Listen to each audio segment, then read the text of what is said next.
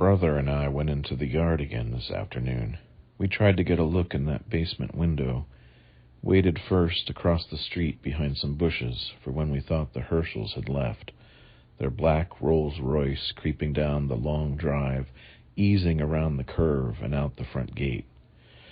We watched as it turned right and cruised off down the quiet, shaded lane. We couldn't tell for sure if the old witch was in there, but we decided the gamble was worth trying to get Dad back. Once we could no longer hear the hum of the engine, we climbed over the high chain-link fence and painfully squeezed between the formidable red spruces that line the property and conceal the mansion and grounds from view.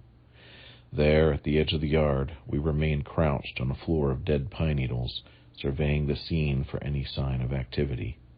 There was nothing, not a bird or squirrel. The gray marble fountain in the center of the yard was dry and lifeless, just as it had been the previous Sunday evening.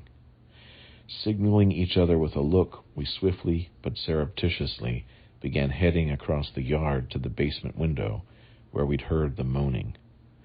I was a fist of pulsing nerves, heart thuds, and elevator stomach when we were stopped in our tracks by the appearance of 3 silver-collared Doberman pinschers from around the corner.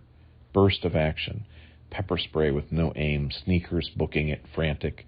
50 seconds and 3 bites later we were back on the street, running for the church and Father Michael, blood spotting the road behind us like the dotted line on a contract with death.